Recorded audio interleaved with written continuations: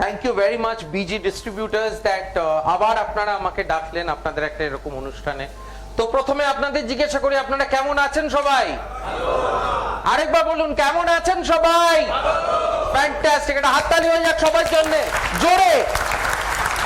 Great. এবার আমি একটা প্রশ্ন করি, দেখে এই প্রশ্নের উত্তর কে দিতে পারে। ঈশ্বর আমাদের এমন একটা কিছু দিয়েছে, ঈশ্বর আমাদের এমন কিছু একটা দিয়েছে যেটা যখন আমরা নিজেরা করি, हम जब खुद करते हैं हम खुश होते हैं, और যখন কেউ আমাদের সেটা করতে দেখে তারাও সেটা দেখে খুব খুশি হয়। সেটা কি? আমরা শুনতে পেলাম কিন্তু জোরে নয়, স্মাইল। একটা হাততালি হয়ে যাক। তো আজকে এই যে 1.5 ঘন্টা, এই 1.5 ঘন্টায় কোনো সিরিয়াস কথা নেই। এই 1.5 ঘন্টা হচ্ছে খালি গল্প, সুন্দর সুন্দর গল্প বলবো আপনাদের। কিছু মানুষ যারা তাদের জীবন জয় করেছে। আমরা সবাই কি আমাদের জীবন জয় করতে চাই? হাত তুলুন, ইয়েস অর নো। আরেকবার বলুন, ইয়েস অর নো। সো আমরা সবাই জীবন জয় করতে চাই।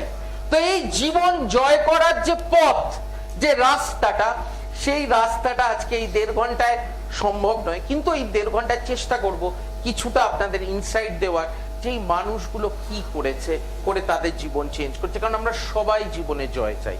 ভাবুন, একটা গাড়িতে যদি একটা ছোট্ট নাট খারাপ হয়ে যায়, গাড়িটা চলবে কি? চলবে না। তো আজকে একটা গাড়ি চলার জন্য আমার একটা ছোট নাটও দরকার, একটা বড় টায়ারও দরকার। বড় টায়ার বলতে পারবে না আমার জন্যই গাড়িটা চলে, কারণ আমার উপরে দাঁড়িয়ে থাকে গাড়ি, সুতরাং আমি সবচেয়ে ইম্পর্টেন্ট। নাট বলবে যদি আমি খারাপ হয়ে যাই তোমার ওই টায়ার অকেজো হয়ে যাবে। ঠিক বলছে কি ভুল বলছি? Yes or no? অ্যাবসলিউট। এই জিনিসটা বোঝা। একটা খুব সুন্দর গল্প বলি। 1980 সালের ওই দশকে একটা কোম্পানি ছিল। সেই কোম্পানিটা খালি লস করছিল, কোম্পানিতে প্রফিট কিছুতেই হচ্ছে না। তো কোম্পানির যে মালিক, সে ভাবছে এই কোম্পানিতে আমি কি করে প্রফিট নিয়ে আসবো। তো যে নতুন লোক আসে, ম্যানেজিং ডিরেক্টর আসে, এসে কিছু করতে পারে না, সবাই এসে ফেল। তারপর একটা লোক, নতুন ম্যানেজিং ডিরেক্টর এলো, সে এসে বলল তুমি আমাকে 6 মাস সময় দাও। এই 6 মাসে তুমি আমায় বিরক্ত করবে না, আমি যা করব আমাকে করতে দেবে এবং যা চাইবো সেটা দিতে হবে, তাহলে কিন্তু আমি তোমার কোম্পানিকে আবার প্রফিট করাতে পারবো। Very good. মালিক বলল করো, কেউ তো করতে পারছে না, তুমি করো। এই বিশাল মানুষটি যখন এই কোম্পানিতে জয়েন করলো, তিনি সবচেয়ে প্রথমে কোথায় গেলেন বলুন তো? সবচেয়ে প্রথম যেদিন উনি কাজে জয়েন করলেন, উনি প্রথমে সবচেয়ে কোথায় গেলেন? কারা বললো ওয়ার্কার? একটু হাত তুলুন। কেউ একটা ওয়ার্কার বললো, কানে মনে হলো শুনলাম। উনি সোজা গেলেন ফ্যাক্টরিতে। ফ্যাক্টরিতে যে ওয়ার্কাররা কাজ করে মেশিনে, তাদের কাছে গিয়ে জিজ্ঞাসা করলেন তোমাদের এই মেশিনে কি কি অসুবিধা আছে, কি করে আমরা প্রোডাকশন বাড়াতে পারি। তোমাদের এই মেশিনে, এই যে আমরা গাড়ি তৈরি করছি, আমাদের প্রোডাক্টের কোয়ালিটির প্রবলেম হচ্ছে। তোমরা এত বছর ধরে এই কাজ করছো, তোমরা, এটা একটা টায়ার কোম্পানি, তোমরা আমাকে বলো যে কি করলে আমি এই কোম্পানিটাকে ঠিক করতে পারবো। তোমাদের অ্যাডভাইস হচ্ছে সবচেয়ে বড় আমার জন্য, আমার এই প্রোডাকশনটাকে ঠিক করার জন্য। কি করে আমি আমার প্রোডাকশন বাড়াতে পারবো, কোয়ালিটি ইমপ্রুভ করতে পারবো, কি, ওয়্যার ইজ দ্য প্রবলেম। উনি ওয়ার্কারদের সঙ্গে অনেক দিন বসে বসে নোট করলেন। ওয়ার্কারদের সঙ্গে যখন কাজ শেষ হলো, তারপর উনি গেলেন সুপারভাইজার, প্রোডাকশন ম্যানেজার, আস্তে আস্তে সবাই কাছে। এই কোম্পানিটা 6 মাসের মধ্যে আবার ঘুরে দাঁড়ালো। উনি একটা কমিটি ফর্ম করলেন, সেই কমিটিতে ওয়ার্কারও যেমন আছে, বড় অফিসারও সেরকম আছে। সবাই মিলে একটা ব্লুপ্রিন্ট, মানে কি করতে হবে, ক্যা করনা है, পুরো জিনিসটা লিখলেন। লিখে কোম্পানি মালিককে দিয়ে বললেন এই যদি আমরা করি, এই ইনভেস্টমেন্ট করি, এই করি, তাহলে কোম্পানি দাঁড়িয়ে যাবে। 6 মাসের মধ্যে এই কোম্পানি ঘুরে গেল। সুতরাং আজকে একটা কোম্পানি সাকসেস, একটা কোম্পানি কতটা সাকসেসফুল হবে, এই মাত্র মিস্টার দাশগুপ্তা বলছিলেন 107% গ্রোথ, তাই তো? তাই বললেন। আচ্ছা বলুন তো, এই 107% আপনাদের ছাড়া হতো কি? Yes or no? Yes or no? Yes. আমি একটু জোরে নো চাই। আমি এখানে সবাই 400 লোক আছে শুনেছি, নোটা শুনে মনে হচ্ছে 20 জন নো বললো। আরেকবার একটু নোটা শুনতে পারি। আপনাদের ছাড়া এই 107% গ্রোথ হতো কি? Absolutely no. আপনি এবার আমাকে বলুন, আস্তে আস্তে আমি ওদের বলে দেবো যে কেন পুজো করেন আপনি। উনি বলছেন পুজো করেন শান্তির জন্যে। মানুষ পুজো কেন করে জানেন কি? কে বলতে পারবে পুজো কেন করে? পুজো কেন করা হয় কেউ বলতে পারবে? ভয়। ঈশ্বর ঈশ্বর ঈশ্বর আমাদের অনেক কিছু দিয়েছে। দিয়েছে কি দেয়নি? ঈশ্বর আমাদের দিয়েছে কি দেয়নি? Yes or no? আমরা পুজোর মাধ্যমে ঈশ্বরকে আমাদের অর্ঘ্য দিই। এই যে আপনি পুজোর সময় কি করেন? ফুল দেন, মালা দেন, খিচুড়ি দেন, ভোগ দেন, লুচি দেন, তরকারি দেন, মিষ্টি দেন, দেন তো? কি দেন সেটা? সেটা তো আপনার কৃতজ্ঞতা তাকে জানান। তাকে বলেন ঈশ্বর তুমি আমায় এত দিয়েছো, আমি তোমাকে পুজো দিচ্ছি, আমার অর্ঘ্য দিচ্ছি তোমাকে। এটাই হচ্ছে পুজোর কারণ, যে আমরা আমাদের কৃতজ্ঞতাটা ঈশ্বরের কাছে মাথা নিচু করে মেনে তাকে পুজো করি। আজকে আপনার জীবনে ঈশ্বরকে আপনার বাবা মা, আজকে অনেকের বয়স হয়ে গেছে না, এখানে অনেকের বাবা মার বয়স হয়ে গেছে, তাদেরকে দেখে কে দেখে? আপনারা দেখেন। কি করে দেখেন? কোত্থেকে দেখেন? বাবা মাকে দেখেন কি করে? বাবা মাকে দেখতে গেলে অর্থ লাগে কি লাগে না? সে অর্থটা আসে কোত্থেকে? কাজ করে। আজকে আপনাদের যে সন্তান, অনেকে সন্তান আছে তো, তাদের পড়াচ্ছেন, তাদের ফ্যামিলি, এই সব জিনিসটা কে দিচ্ছে? আপনার রোজগার। আর রোজগারটা কোত্থেকে আসছে? এই যে কাজ থেকে।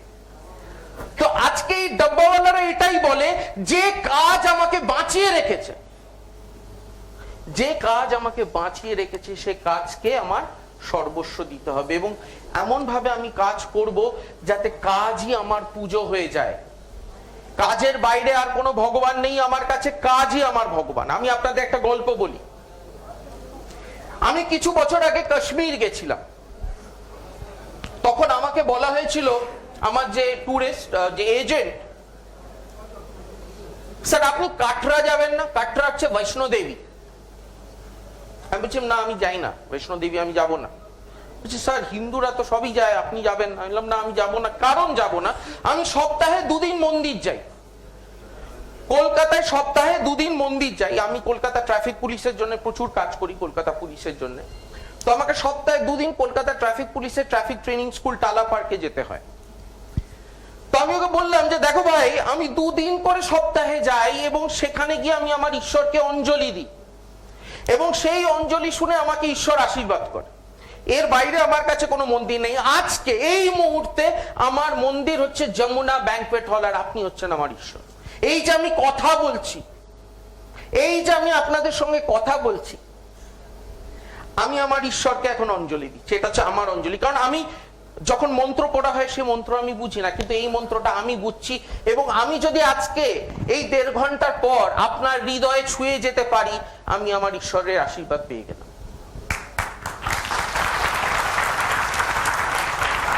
এবং আমি এই যে সারা এই যে মোটিভেশনের কাজ করি, যেটা মিস্টার দাশগুপ্তা বললেন, এটার একটাই কারণ, এটা অর্থ নয়, এটা হচ্ছে যে এই মানুষকে আনন্দ দেওয়া, মানুষকে বোঝানো, মানুষকে পথ দেখানো। যে পথ আমি দেখেছি, যে পথে আমি হেঁটেছি, সেই পথ আমি মানুষকে দেখানোর চেষ্টা করি। বলছে লোকটার স্যালারি ও বাড়ি নিয়ে যাবে, ট্রেনে যেতে হয়, পিক পকেট হয়ে যাবে। তো কি করেছে লোকটা? ডাব্বার মধ্যে স্যালারিটা দিয়ে দিচ্ছে, বলে দিয়েছে দেখো আমি আমার স্যালারিটা তোমার হাতে দিয়ে দিলাম এই ডাব্বার মধ্যে। ডাব্বাওয়ালার হাতে তার মাসের স্যালারিটা দিয়ে ওই ডাব্বার মধ্যে দিয়ে বাড়ি পাঠিয়ে দিয়েছে। তো আজকে মানুষের বিশ্বাস ডাব্বাওয়ালার উপরে এমন একটা জায়গায় পৌঁছেছে যে আজকে তাদের নিয়ে সিনেমা তৈরি হয়, আজকে তাদের নিয়ে বই লেখা হয়, আজকে তাদের নিয়ে ম্যানেজমেন্ট স্কুলে ডাকা হয়, তাদের বলা হয় ডিস্ট্রিবিউশন ম্যানেজমেন্ট সম্পর্কে। IIM এর মতো জায়গা থেকে এদের ডাকা হয়, ডেকে বলে তোমরা যে এই ডিস্ট্রিবিউশন করছো এটা কি করে করছো। তো আজকে যে মানুষ বড় হয়েছে, এরা যে জয় করেছে, এরা যে আজকে মানুষের মন জয় করেছে, হৃদয় জয় করেছে, এরা কি করে করেছে? এরা এদের কাজটাকে পুজো করেছে। এরা কাজটাকে মনে করে এটাই এদের ধর্ম, এটাই এদের সবকিছু, এর বাইরে এদের জীবন কিছু নেই। কি বললো, whether it rains or whether it doesn't rain or whatever, whether it floods, বন্যা হয়ে গেলেও ডাব্বাওয়ালা আছে। বন্যা হয়ে গেলে বলে না আজ বন্যা হয়েছে আমি যাব না, বন্যা হলেও যদি অফিস খোলা থাকে ডাব্বাওয়ালা তার সাইকেল নিয়ে চলেছে লোকের অফিসে অফিসে টিফিন পৌঁছতে। এটাই হচ্ছে তার কাজটাকে যখন সে ধর্ম হিসেবে। আজকে অর্ডিনারি আর এক্সট্রা অর্ডিনারি, অর্ডিনারি মানে হচ্ছে সাধারণ এবং অসাধারণের একটা বিরাট তফাৎ হচ্ছে এই জায়গাটা। ডিসিপ্লিন, ডিসিপ্লিন মানে কি? ডিসিপ্লিন মানে কি? যে কোনো কাজ আমি যেটা যখন রেগুলার করি, আমি আমার ডিসিপ্লিন মর্নিং ওয়াক করা, আমি রোজ মর্নিং ওয়াক করি, সে বর্ষা হোক, শীত হোক, ঠান্ডা হোক, গরম হোক, রবিবার হোক, শনিবার হোক, আমি মর্নিং ওয়াক করবো, ওটা হচ্ছে আমার ডিসিপ্লিন। আজকে ডিসিপ্লিন যে কতটা ডিফারেন্স ক্রিয়েট করতে পারে এই দুটো লোকের ছবি। এদের দুজনকে চেনেন কি? একজনের নাম বিনোদ কাম্বলি, সচিন তেন্ডুলকর। আপনারা কি এটা জানেন যে বিনোদ কাম্বলির যে প্রতিভা সচিন তেন্ডুলকরের থেকে অনেক অনেক বেশি ছিল। He was supposed to be a much greater batsman than Sachin Tendulkar. Even Ramakant Achrekar, both ওদের দুজনের যে কমন গুরু, সেও বলেছে যে বিনোদ কাম্বলির ট্যালেন্ট, প্রতিভা সচিন তেন্ডুলকরের থেকে অনেক বেশি ছিল। কিন্তু কেন বিনোদ কাম্বলি আজকে ব্যাংকের ডিফল্টার, কেন বিনোদ কাম্বলি আজকে ব্যাংক্রাফট হয়ে গেছে, আজকে তার সবকিছু জীবনটা শেষ হয়ে গেছে, আর কেনই বা আজকে সচিন তেন্ডুলকর একজন আইকন?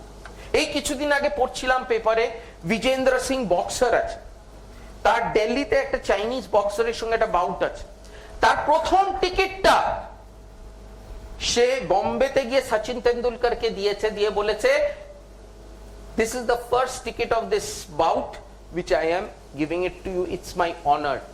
কেন আজকে সচিন তেন্ডুলকর এই সম্মান পায়, কেনই বা বিনোদ কাম্বলি শেষ হয়ে গেল? একটা গল্পতেই বুঝতে পারবে। যখন ওরা দুজনে ছোট ছিল এবং শিবাজি ময়দান যেখানে ওরা খেলা শিখত রামাকান্ত আচরেকরের কাছে, একদিন ওরা দুজনে খেলছে, প্র্যাকটিস করছে। এবার ওর পাশেই একটা ঘুড়ির কম্পিটিশন হচ্ছিল, ঘুড়ি ওড়ানোর কম্পিটিশন। হঠাৎ একটা ঘুড়ি আকাশ থেকে এসে যেখানে ওরা খেলছে তার কাছে পড়েছে। বিনোদ কাম্বলি তার ব্যাট সব ছেড়ে দিয়ে দৌড়ে সেই ঘুড়ির দিকে চলে গেছে, সে গিয়ে ওই ঘুড়ির কম্পিটিশনে ঘুড়ি ওড়াতে শুরু করেছে।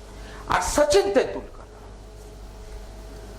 তার পুরো মন দিয়ে খেলাটা চালিয়ে যাচ্ছে। যখন আচরেকর ওকে ডাকছে, বিনোদ চলে এসো, বিনোদ বলছে আজ আর খেলবো না, অনেক হয়েছে, আজকে একটু ঘুড়ি ওড়াই, আমার তো কাল খেলবোই, আজকে ছেড়ে দাও না। কিন্তু সচিন তেন্ডুলকর কি করেছে, তার খেলাটা কন্টিনিউ করে গেছে।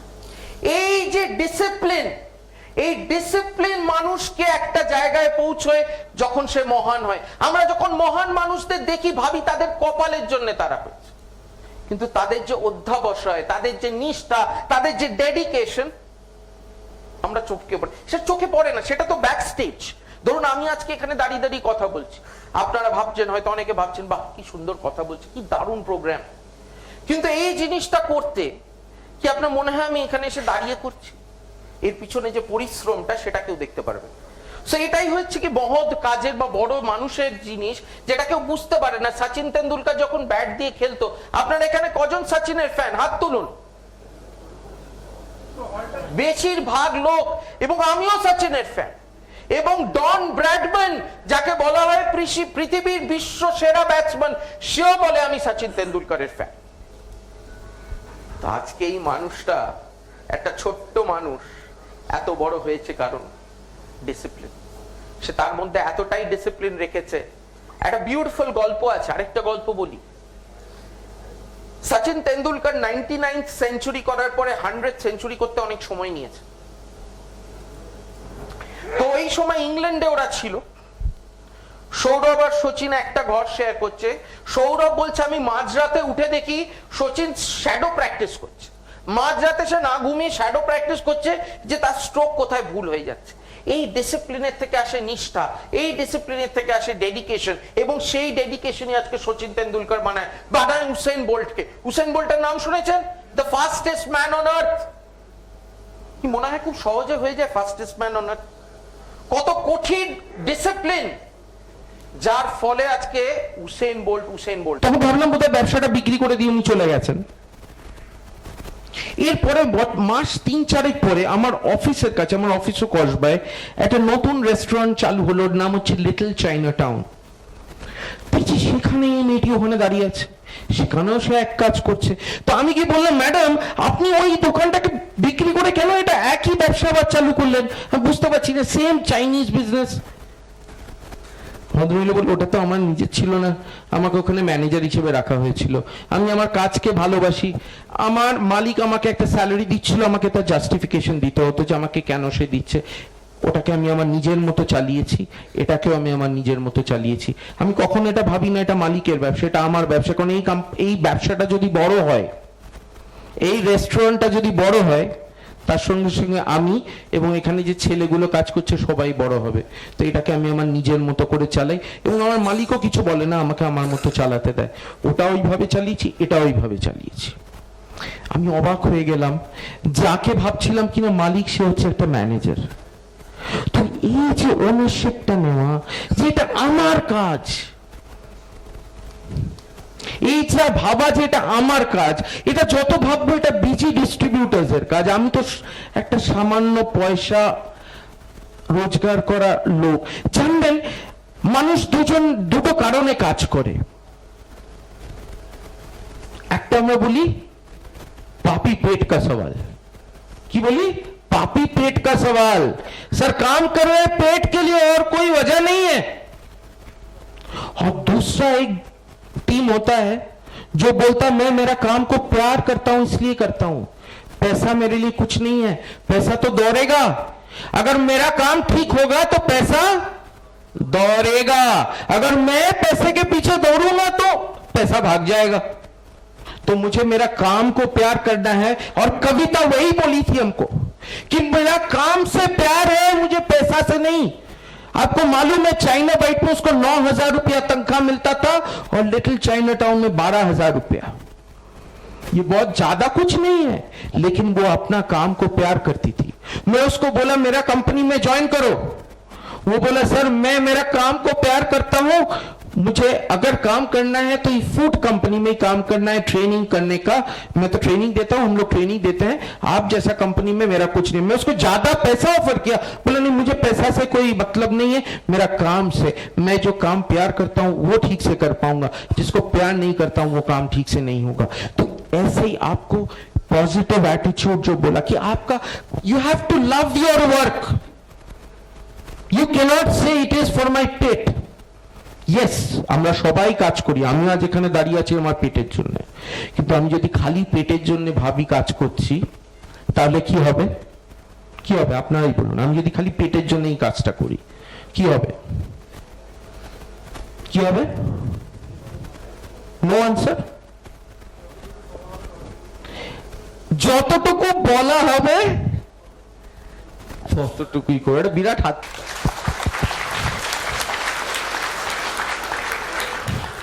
Life is a rebound of your actions. একটা বল নেবেন, একটা বল জোরে দেয়ালে ছুড়লে বলটা আস্তে আসবে না জোরে? জীবনে যা করবেন তাই পাবেন, খুব সিম্পল। লাইফে যদি আজকে আপনার আনন্দ থাকে, কারণ আপনি জীবনকে আনন্দ দিয়েছেন। জীবনে যদি দুঃখ থাকে তাহলে আপনি জীবনকে দুঃখ দিয়েছেন। লাইফে যদি আপনি বড় হয়ে থাকেন, কারণ লাইফকে আপনি অনেক কিছু দিয়েছেন, লাইফকে আপনি যা দেবেন তাই পাবেন। লাইফের আর কোনো হিসেব নেই। There is no other calculation of life. You get back what you give. এই জিনিসটা মনে রাখবেন। আপনি জীবনকে ভালো দিন, ভালো আপনাকে ভরিয়ে দেবে, জীবন আপনাকে ভালোতে ভরিয়ে দেবে। এই জিনিসটা যদি মনে রাখেন তাহলে দেখবেন লাইফটা অন্যরকম হয়ে যাবে। আজকে ক্যারল ডাউন্স কি করে ভাইস প্রেসিডেন্ট হলো জেনারেল মোটরসের? সে জীবনকে সাহস দিয়েছিল, সে জীবনকে একাগ্রতা দিয়েছিল, সে তার কাজকে পুজো করেছিল। আজকে সচিন তেন্ডুলকর হয়েছে কি করে? কারণ সে তার কাজে একাগ্রতা দেখিয়েছে, ডিসিপ্লিন দেখিয়েছে, নিষ্ঠা দেখিয়েছে, ডেডিকেশন দেখিয়েছে। আজকে তার থেকেই এসছে সচিন তেন্ডুলকরের জন্ম। বিনোদ কাম্বলি কেন বিনোদ কাম্বলি হয়েছিল? কারণ সে জীবনকে যা দিয়েছিল জীবনই তাকে তা ফেরত দিয়েছে। সো জেনে রাখবেন লাইফে আর কোনো ক্যালকুলেশন নেই। You will just get back what you give, এর বেশি আর কিছু নয়। আমি এটা বলতে পারি যে যখন আমি আমার কাজ করি, আমার কাজে আমি এতটা নিষ্ঠা দিই যে কাজটা যেন এত সুন্দর হয় যে আমি যার জন্য কাজ করছি, যাদের জন্য এই কাজ করছি, তারা যাতে আমাকে বলে সত্যি একটা দারুণ জিনিস দেখে গেলাম স্যার। সো আমি যে এই মানুষের ভালোবাসা পাই, এই আপনাদের এই আন্তরিকতা পাই, এটা কারণটা কি? কারণ আমি আমার কাজ নিয়ে সাংঘাতিক রিসার্চ করি, পরিশ্রম করি, যার ফলে আজকে আমি এই জায়গাটা সৃষ্টি করতে পারি। So life is nothing but A rebound of your actions. একজন ভদ্রলোক ছিল, উনি অরাকলে সফটওয়্যার ইঞ্জিনিয়ার ছিলেন। সেই অরাকলে সফটওয়্যার ইঞ্জিনিয়ার বললেন যে আমি আর এসব করব না। একটা ভালো চাকরি করছিলেন, একটা ভালো রোজগার করছিলেন, সবকিছু ছিল তার কাছে, কিন্তু সে বলল অনেক হয়েছে। সে সাহস করে তার চাকরি ছেড়ে তার যে প্রতিভা ছিল, তার যে জিনিসটা ভালো লাগতো গান, সে তার গান করা শুরু করলো। আজকে সে ভারতবর্ষে মিউজিকে একজন লেজেন্ড। তো আজকে যে সে এত বড় হয়েছে, সে অনেক রিস্ক নিয়েছিল তার জীবনে। সে তার পুরো জীবনটা, তার যে শখ, তার যে ইচ্ছে, তাতে ঢেলে দিয়েছিল, যার ফলে আজকে এই মানুষটা জন্ম হয়েছে। তো শঙ্কর মহাদেবন আজকে এত বড় নাম, আমরা সবাই ওনাকে চিনি, কিন্তু এটা সহজে হয়নি। উনি কিন্তু বিশাল রিস্ক নিয়েছিলেন, চাকরি ছেড়ে ওনার প্রতিভার প্রতি উনি চলে গেছিলেন। উনি হিন্দুস্তানি ক্লাসিক্যাল মিউজিক তারপরে চাকরি ছেড়ে শিখেছিলেন। অনেক সময় লেগেছে, অনেক ধৈর্য লেগেছে, অনেক পরিশ্রম লেগেছে, অনেক ডিসিপ্লিন লেগেছে, অনেক নিষ্ঠা লেগেছে, অনেক ডেডিকেশন লেগেছে আজ শঙ্কর মহাদেবন হতে। শুনতে খুব ভালো লাগছে ওনার গান।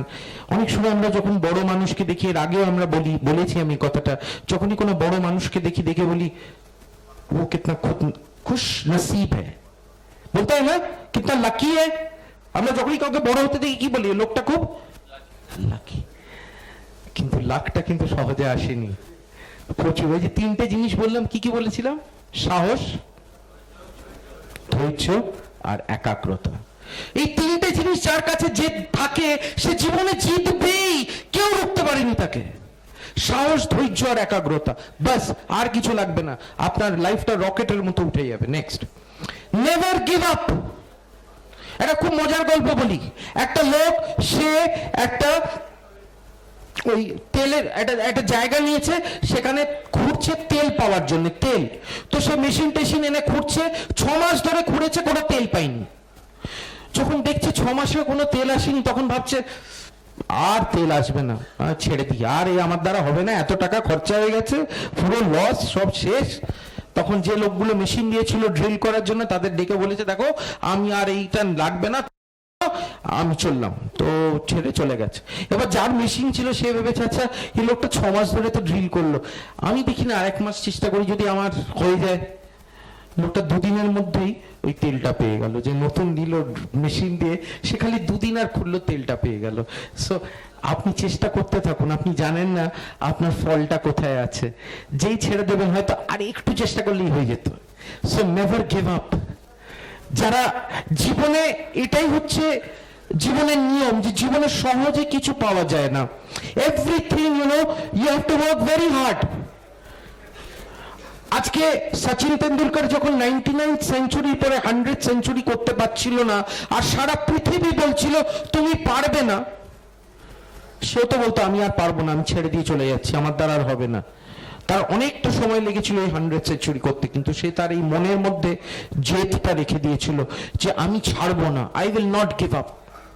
এবং এই জন্যই কিন্তু আজকে যারা বড় হয়েছে, যারা বড় মানুষ হয়েছে, আজকে অমিতাভ বচ্চন কি আপনারা জানেন 1969 থেকে 1973 সাল 12টা সিনেমা করেন এবং 12টাই ফ্লপ হয়, যতক্ষণ না সে জঞ্জির করে সে হিরো হয়, তার নাম লোকে জানে। এবং যখন ওই 1969 থেকে 1973 সে একটার পর একটা ফ্লপ করছে, তখন ওকে লোকে স্পট বয়ের কাজ করে দেয়, লম্বু যা লেকে চায় লেকে আয়, তাকে প্রচুর হিউমিলিয়েশন করতো।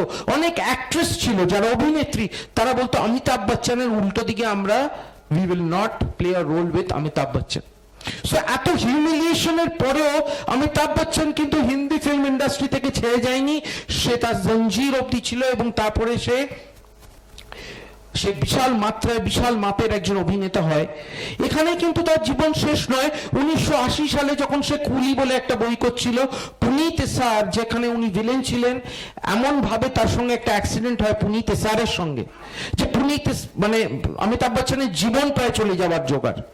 সেখান থেকে আবার অমিতাভ বচ্চন ফেরত আসে।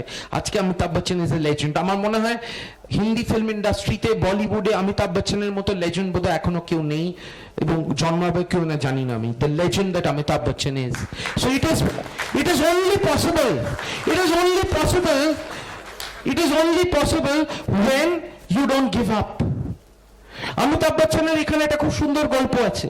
যখন সে হাসপাতালে অসুস্থ এবং মানে এবার ঠিক হচ্ছে, তখন পুনিত স্যার একবার তার সঙ্গে দেখা করতে যায়। পুনিত স্যার গিয়ে বলে, স্যার আমি জানি আপনার জন্য, আমার জন্য আপনার এত বড় ক্ষতি হলো। বড় মানুষরা এটাই করে। অমিতাভ বচ্চন তার পিঠে হাত দিয়ে রেখে বলে, তুমিও শুটিং করছিলে, আমিও শুটিং করছিলাম, it was an accident, do not blame yourself. যখন সারা পৃথিবী পুনিত স্যারকে ব্লেম করছে, অমিতাভ বচ্চন বলে, it was an accident, do not blame yourself. So don't give up, don't blame others. কাউকে, অন্য লোককে দোষ দেবেন না, জানবেন এটা আপনার কাজ। চেষ্টা করে যান। সেই যে ধনের দিকে আপনি এগিয়ে যাচ্ছেন, সে ধন আপনার কাছে আসবে। জীবনে পড়ে গেলে ঈশ্বরের উপরে ভরসা রাখ, দৌড়ে যান। জীবনে একটা দৌড়, পড়বেন আবার উঠবেন, আবার পড়বেন। আর কার কথা খালি চিন্তা করবেন? ঈশ্বরের কথা বলবেন, ঈশ্বরের উপর পুরো আস্থা রাখবেন, কারণ ঈশ্বর আপনার পথ আপনাকে পার করিয়ে দেবেন। আর নিজের উপর আস্থা রাখবেন, নিজের ডিসিপ্লিন, নিজের নিষ্ঠা, নিজের ডেডিকেশন। আস্তে আস্তে সাইলেন্স। ভালো লাগছে কি প্রোগ্রাম? আমি আর 5-10 মিনিটের মধ্যে শেষ করে দেব। Okay, thank you. তো never give up. Next, control your stress, as that is the cause of your unhappiness. আমাদের লাইফে স্ট্রেস কেন হয়? আমাদের কাজের জায়গা। আমরা কাজ কতক্ষণ করি? দিনে 8 ঘন্টা 10 ঘন্টা করি, তো 10 ঘন্টা 8 ঘন্টা 10 ঘন্টা করি। তো সেই আমাদের সারাদিনের যে বিশাল সময়টা আমরা কাজে থাকি, সেই কাজটা যদি আমরা এনজয় না করি, সেই কাজটা যদি আমাদের ভালো না লাগে, সেই কাজটা যদি পাপি পেটকা সওয়ালের জন্য করি, সেই কাজটা যদি বিরক্তি সহকারে করি, সেই কাজটা যদি এমন ভাবে করি যে ঈশ্বর আমাকে এই কাজে দিলে আর কি কিছু ছিল না, তাহলে দিনের শেষে মনটা কেমন হবে? যখন বাড়ি যাবেন মনটা কেমন হবে? যখন বিরক্তি সহকারে, ওই যে উনি মাথা নাড়াচ্ছেন, মনটা ডাউন হবে, মনটা তখন কিচ্ছু ভালো লাগবে না। আমার এক আত্মীয় ছিল, সে আমাকে একটা খুব সুন্দর গল্প বলেছিল। বলে, আমার একটা ছেলে আছে, সেই ছেলেটাকে আমি যখনই কাছে যাই, ছেলেটা পালিয়ে যায়, আমার কাছে কিছুতেই আসে না। তো তুমি তো অনেক মানুষকে বোঝাও, একটু বলতে পারবে কেন ছেলেটা আমার সাথে এরকম করে? তা আমি বললাম, বলো তো তুমি ছেলেটার সাথে কি করো? বলে, আমি তোর সাথে ভালো ব্যবহারই করি। হ্যাঁ, বাবা হিসাবে যেটুকু বকাবকি করি আমি। বললাম, না, কিছু তো একটা তুমি করেছো যার জন্য ছেলেটা তোমায় দেখলে পালিয়ে যায়।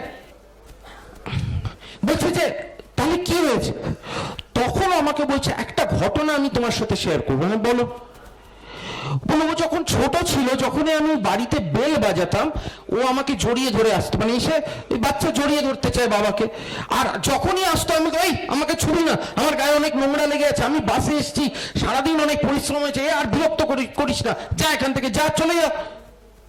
আমি বহু বছর এটা করেছি, যা চলে যা করেছি। কারণ কি বুঝতে পারছো তো, অফিস থেকে মেয়াজ সত্য গরম হয়ে আসছি, বাসের গরম, অফিসের মাথা গরম, সব মিলিয়ে তখন বাড়িতে এসে তখন বাচ্চা এসে জড়িয়ে ধরছে, ভাল লাগছে না, তখন কিচ্ছু ভালো লাগে না। অফিসের গরম, বাসের গরম, কিচ্ছু ভালো লাগে না। নিজের একটা 3 বছর 4 বছরের বাচ্চা, সে তো সেটা বোঝে না, সে তো বাবাকে বোঝে, বাবাকে ভালোবাসে, বাবাকে জড়িয়ে ধরতে চায়। কিন্তু বাবা বলে, যা এখান থেকে চলে যা, ধরবি না আমাকে। বাচ্চা যখন 8 বছর 9 বছর হয়, আর বাবার কাছে আসে না, বলে বাবা তো আমাকে ভালোবাসে না, তাড়িয়ে দেয়। বললাম না, অবচেতন মন, সাবকনশিয়াস মাইন্ড, ওর সাবকনশিয়াস মাইন্ডে ঢুকে গেছে, বাবা ওকে ভালোবাসে না।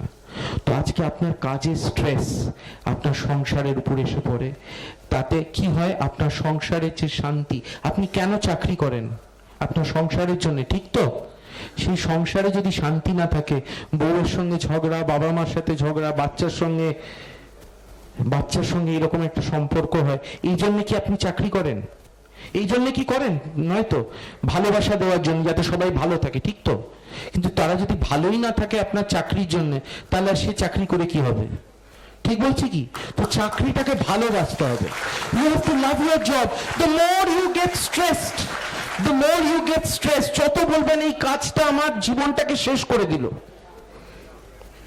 তত আপনার জীবনটা শেষ হয়ে যাবে। এই ভিডিওটা দেখুন, এই ভিডিওটা একটি ছেলে আর একটি বাবা। কিছুক্ষণ আমরা আগে একটা বাবা আর ছেলের ভিডিও দেখলাম, যেখানে বাবাটা ছেলেটার কাঁধে হাত দিয়ে ছেলেকে লাইনটা ক্রস করলো। এবার দেখুন স্ট্রেসে ছেলেটা বাবার সাথে কি ব্যবহার করছে, এবং তাতে ছেলেটা কত দুঃখ পাচ্ছে, বাবাটা কত দুঃখ পাচ্ছে। এখন যে ভিডিওটা দেখবো, এটা আমাদের জীবনে এভরিডে, দৈনন্দিন হয়ে থাকে। বাড়ি যাচ্ছি, বাড়ি গিয়ে লোকে একটা কিছু কথা বললেই কি হয়? মাথায় রাগ উঠে আসে, ঠিক বলছি তো? আমি যখন আজ এখান থেকে কাজ করে বেরোবো, আপনাদের কি মনে হয় আমার মনটা খুব স্ট্রেসড হয়ে থাকবে না মনটা আনন্দে থাকবে?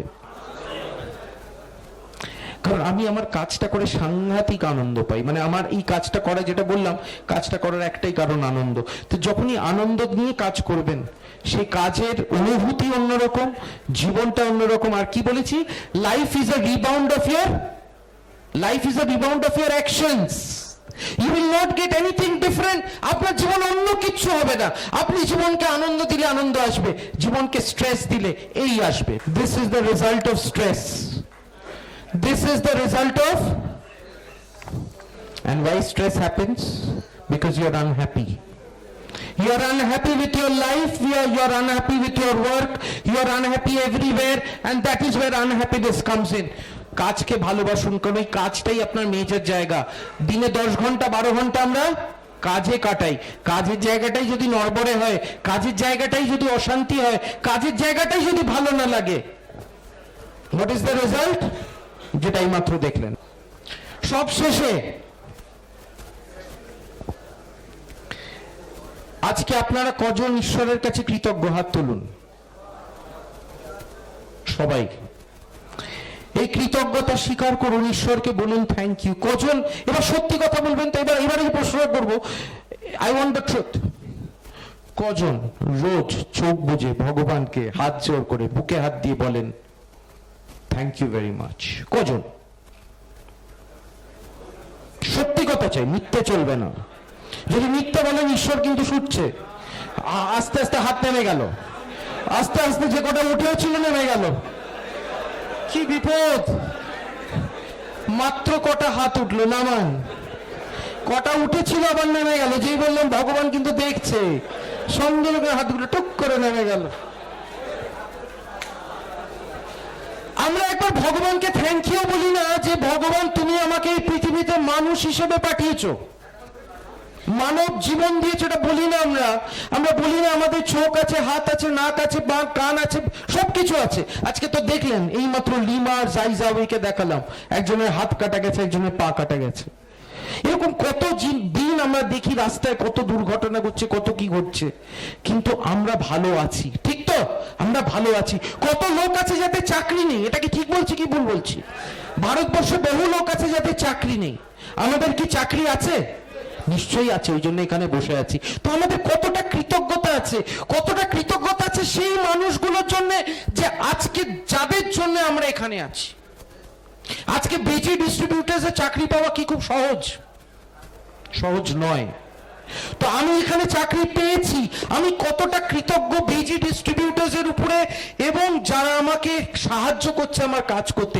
কতটা কৃতজ্ঞ সেই মানুষগুলোর জন্য যারা সাহায্য করেছে আমাকে এই সেলস এর কাজটা শিখে কাজটা করে যেতে। বিজিতে হয়তো শিখিনি, শিখেছি অন্য কোথাও, ঠিক তো? অন্য জায়গায় শিখেছি। আমাদের কেউ গুরু ছিল হয়তো এক সময়, ঠিক বলছি কি? গুরু ছিল, আমাদের সবাই গুরু ছিল।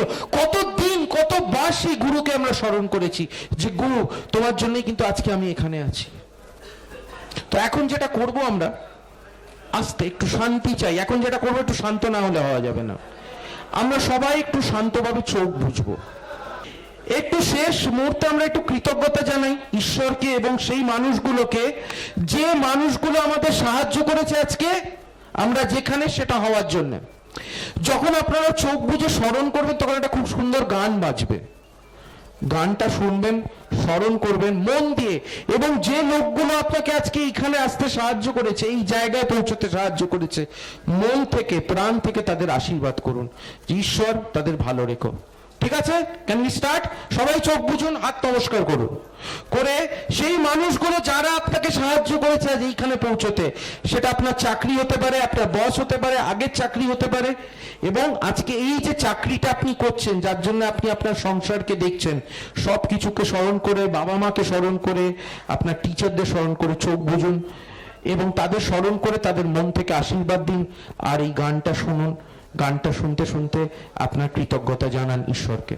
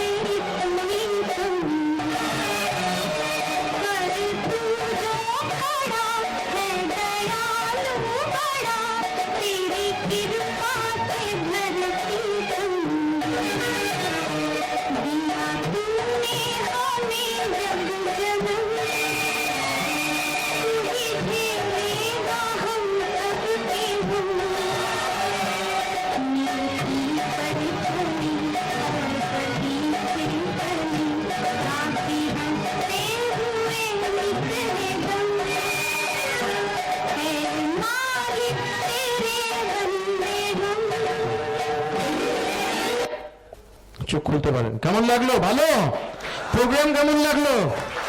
তাহলে আমরা কি করতে পারবো জয়? এত কিছু পরে এত আসতে আমরা কি করতে পারবো জয়? আরেকবার, আমরা কি করতে পারবো জয়? তাহলে আরেকবার সেই শাহরুখ খানের কথাগুলো হয়ে যাক, তিনবার।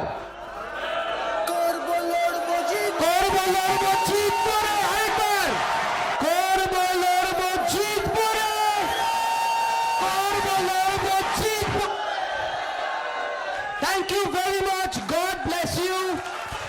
ঈশ্বর আশীর্বাদ করে, ভালো থাকবেন। Thank you very much.